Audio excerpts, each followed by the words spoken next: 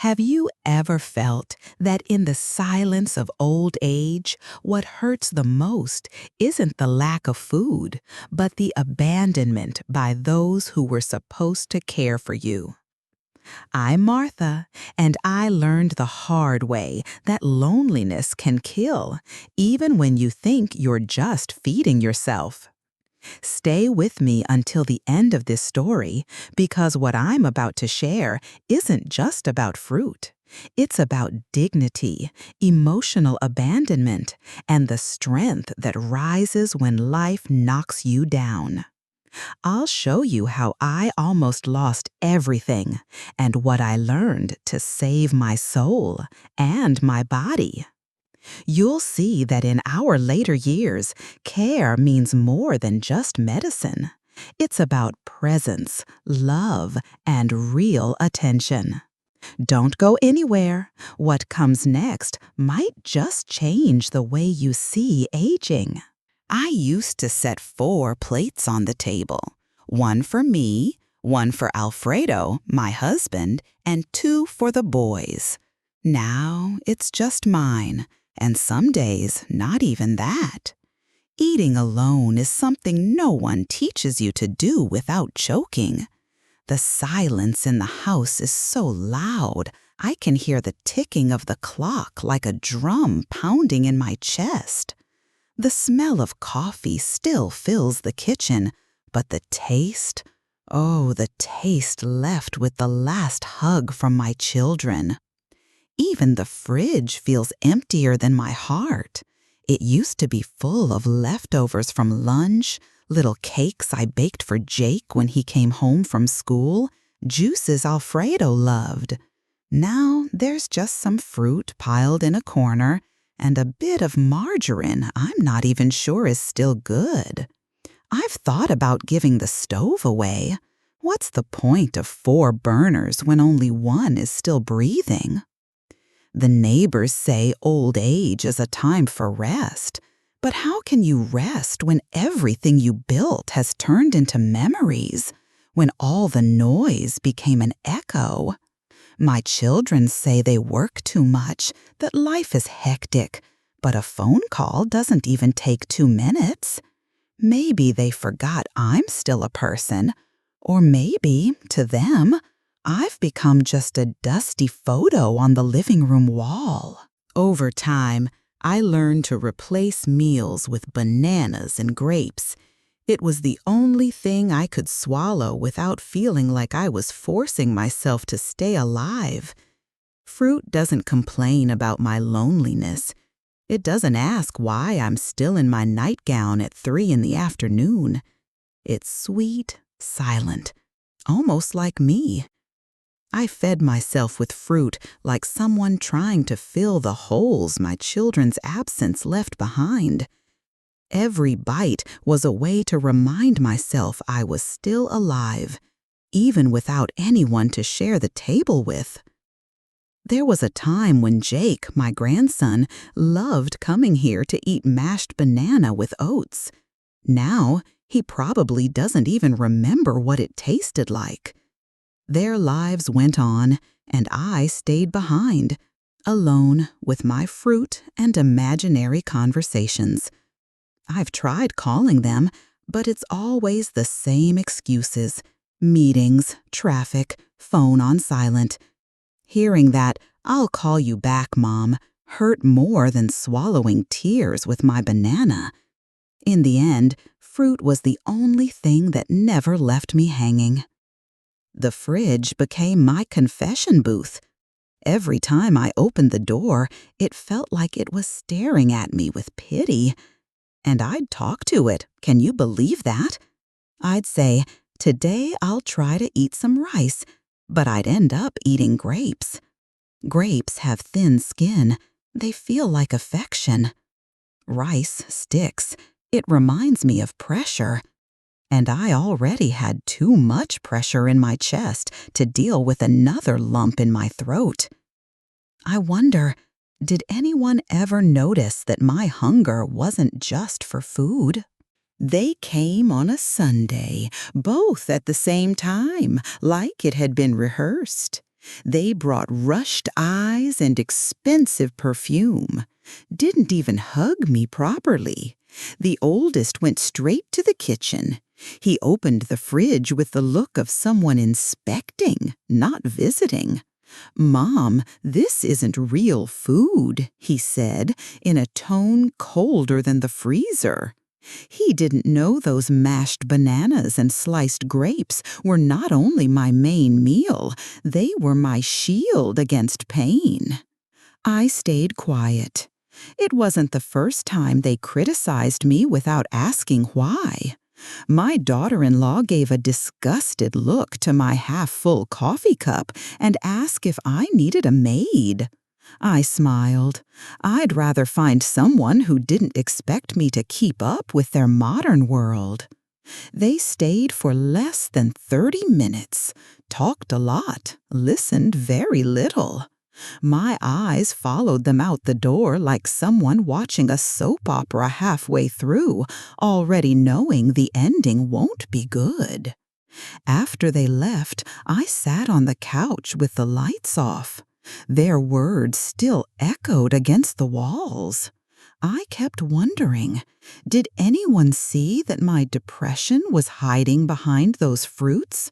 Or were they so worried about the yogurt's expiration date that they forgot to ask about my soul?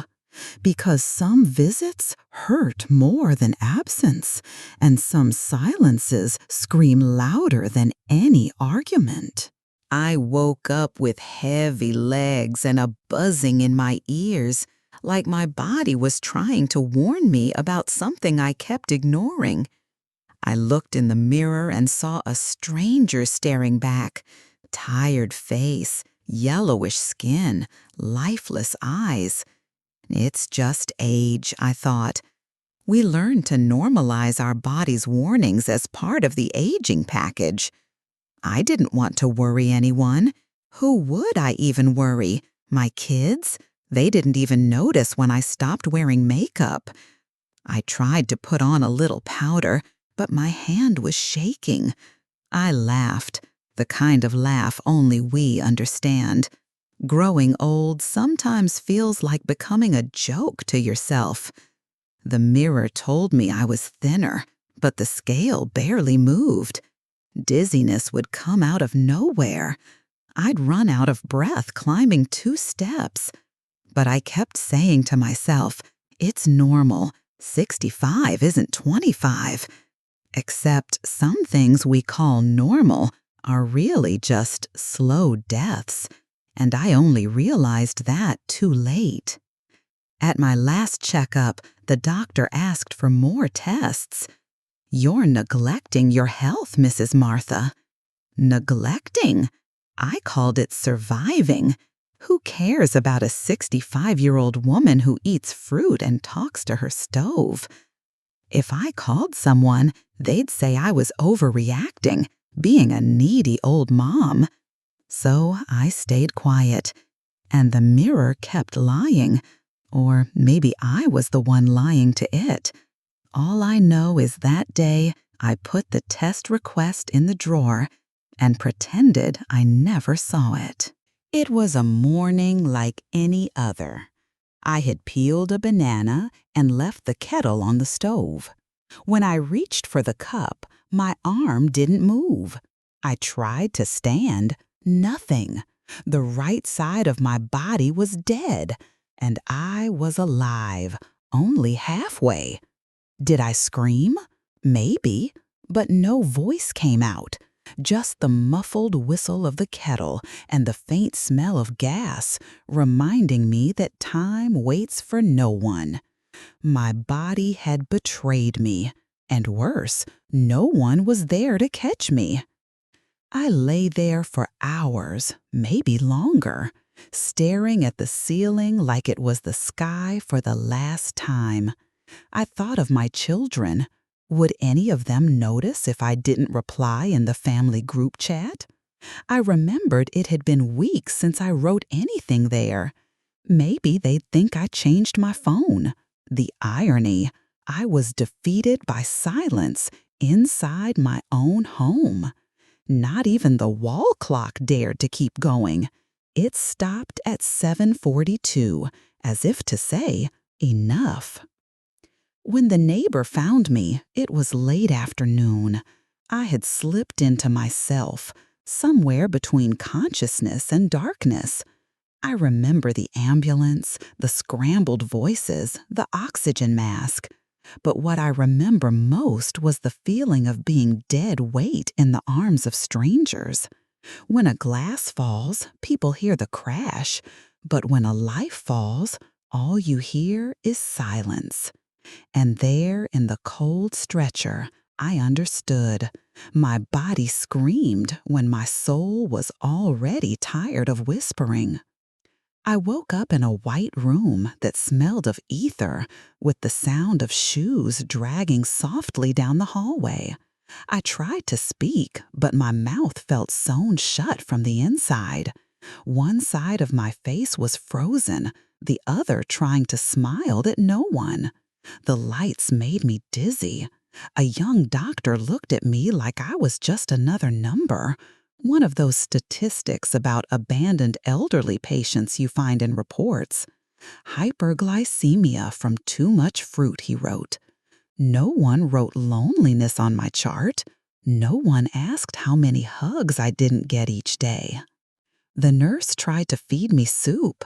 I tried to smile with my eyes. They said my children had been notified.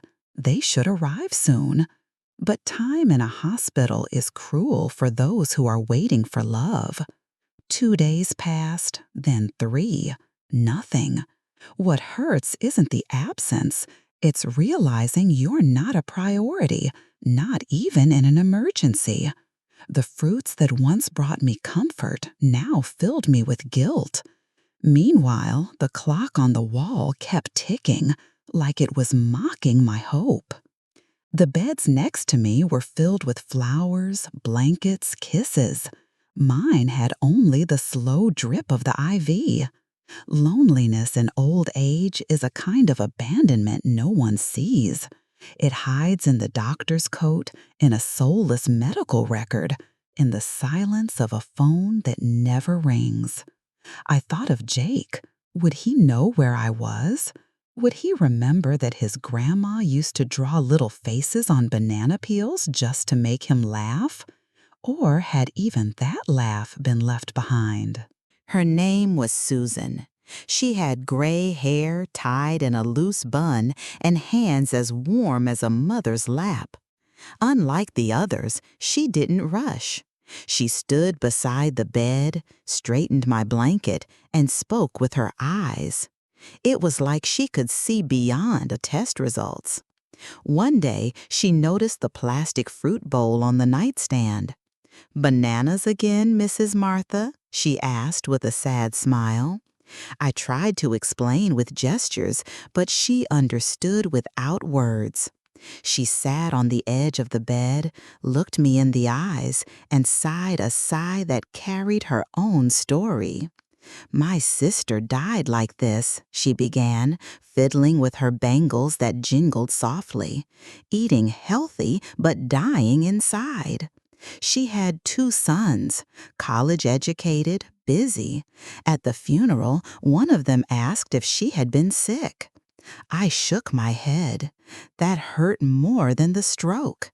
Because the pain we keep quiet becomes punishment for those who pretend not to see. Susan saw my soul, not just my sick body. And that's when I realized my silent suffering wasn't so silent after all. She came back the next day with an old recipe magazine and showed me a folded page. "Let's try this together," she said. It was a recipe for chicken soup. Simple, inexpensive, with the smell of childhood. For the first time in a long time, I wanted to eat something that didn't come from the fruit bowl. Susan looked me straight in the eye and said, "Do you want to be just another statistic? Or do you want to show that dignity in old age starts with what's on your plate and in your heart?" That question kept echoing. Was there still time to choose? When I opened the door, the emptiness was so deep, not even the wind dared to come in. The house was exactly as I'd left it, silent, still, forgotten.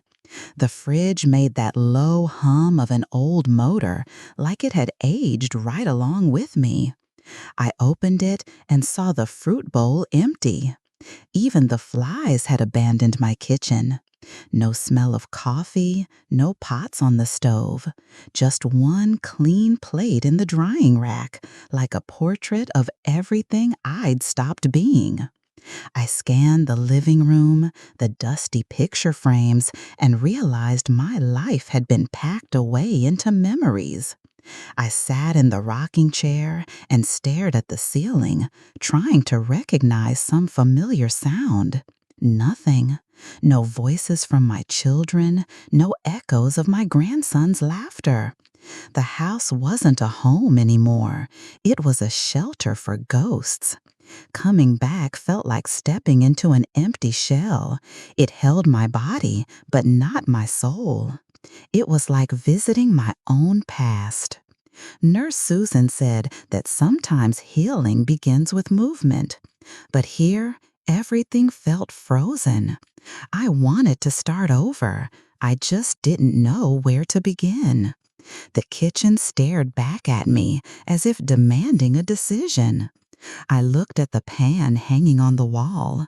I wondered, do I still know how to cook rice? Or had my hands only memorized how to peel bananas? The silence pushed me forward.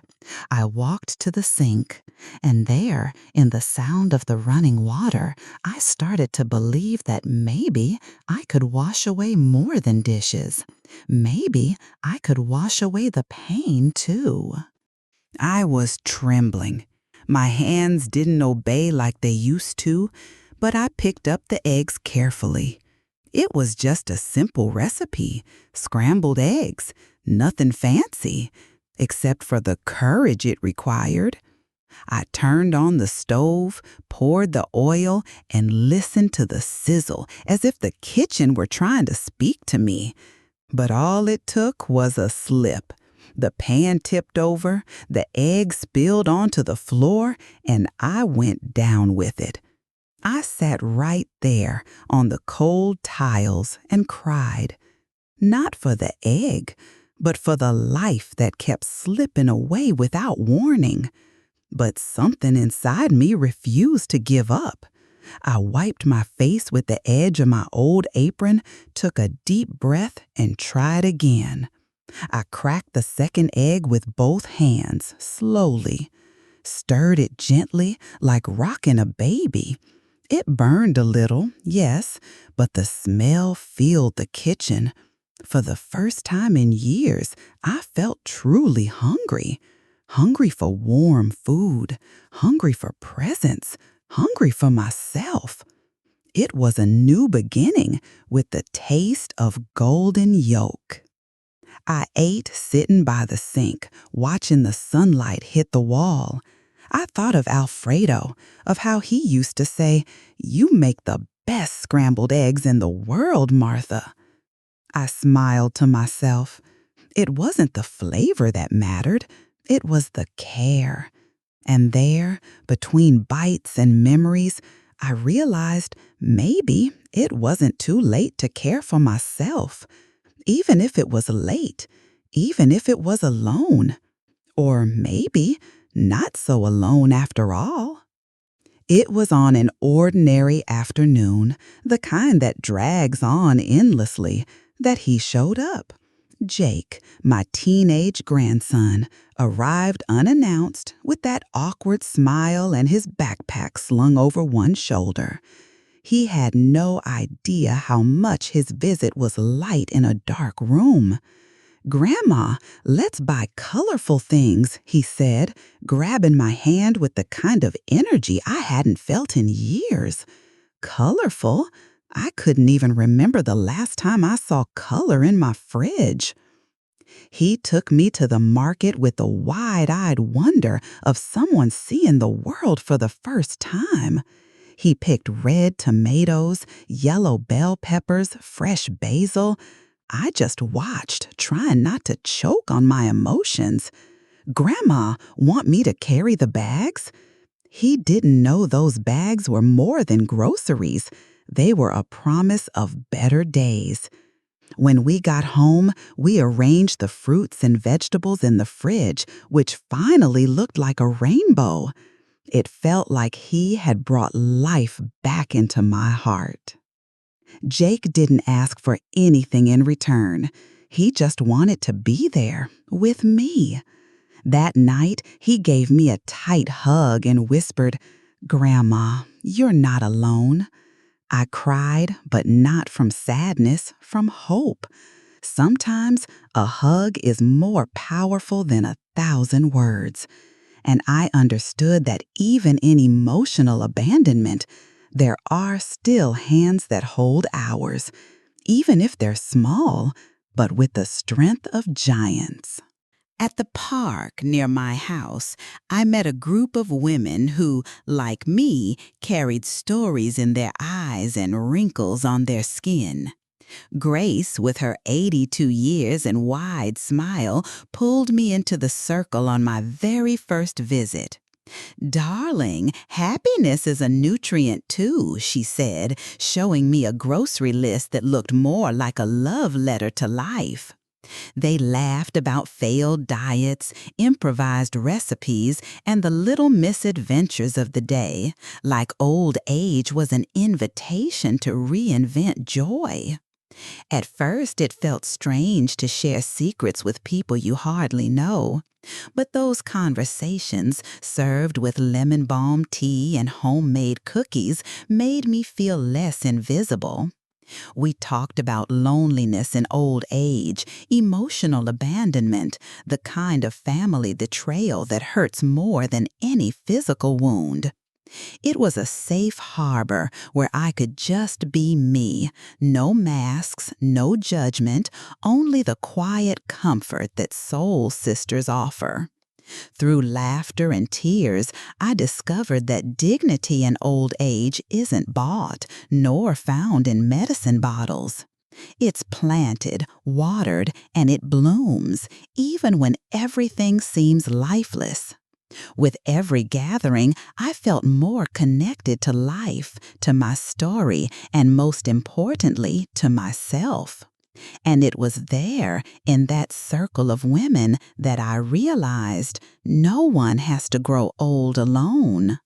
I remember that day so clearly, sitting in my kitchen watching a video from Dr. Sandra talking about elderly nutrition.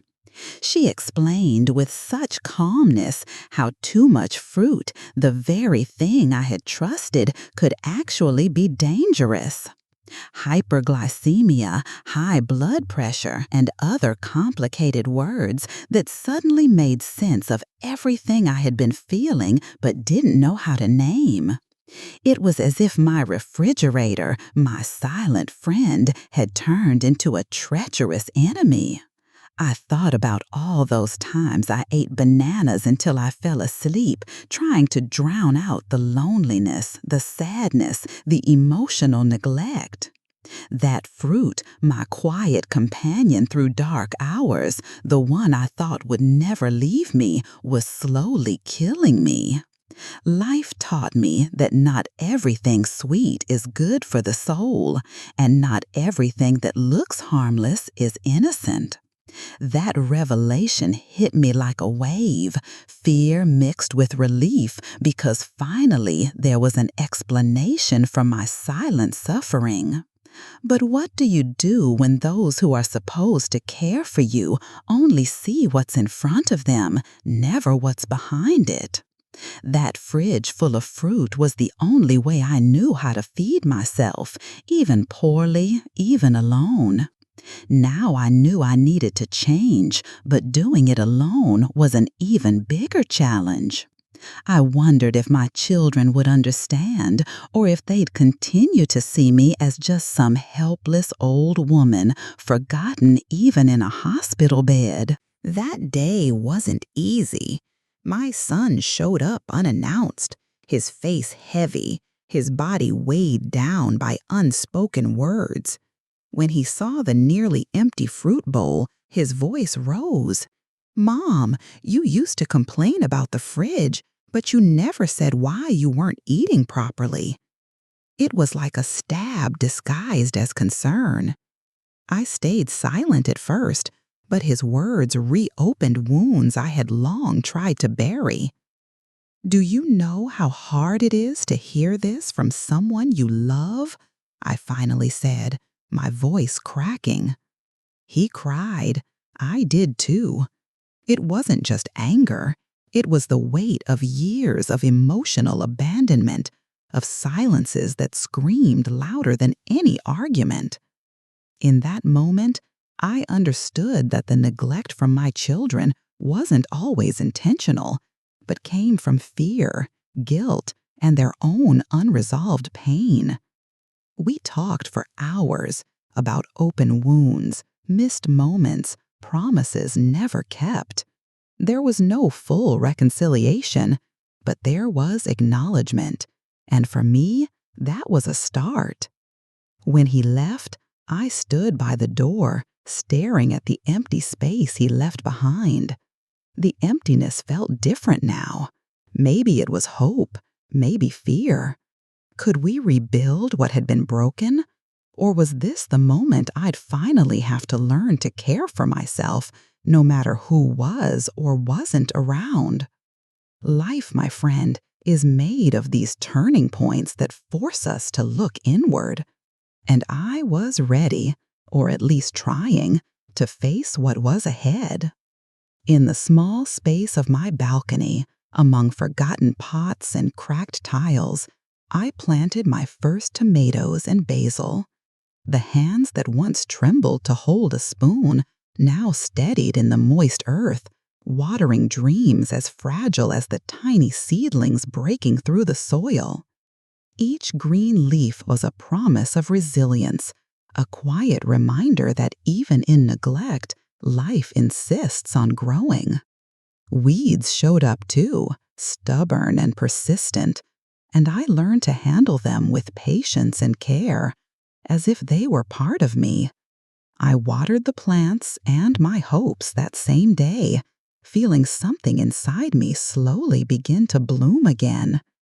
That little garden wasn't just food for the body, it was nourishment for a soul that refused to die. While tending to the plants, I thought of my children, my grandchildren, and the loneliness that still knocked on my door. But I also thought of myself, the woman who got up after the fall, who learned to cry and smile through the same tears. The balcony, once empty, had become the stage for my silent revolution. Who would have thought that life could be born from tears, and that from the fertile soil of pain, my strength would rise? When the stroke hit me, it wasn't just my body that collapsed. It was also the silence my children had kept for so long. The fear on their faces in that hospital room was the first time I saw that maybe there was still love buried beneath the mistakes and the absence. "Mom, I brought you soup," my youngest said, handing me a plastic container. It was canned soup, simple, but it came with an "I love you" hidden inside the act of care. It felt strange to see those grown children, once so distant, now humbled by my fragility. They started calling more often, asking if I needed anything, visiting more frequently. I didn't just want food, I wanted presence. And slowly, presence arrived, like a river learning to flow again after a long drought.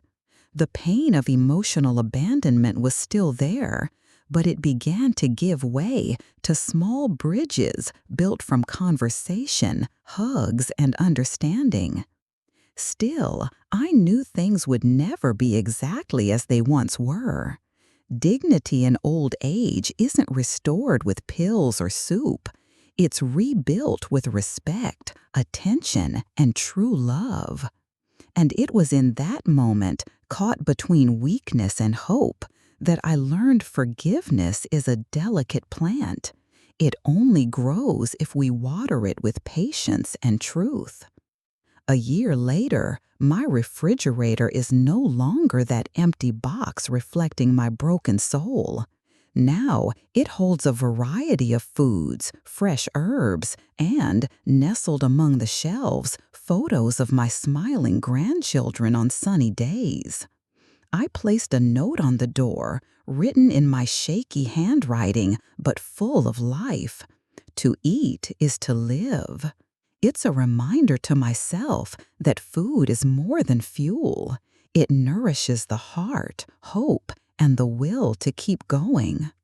When I look at it, I see everything I've been through: the abandonment, the loneliness, the silent tears, the arguments, and the small victories.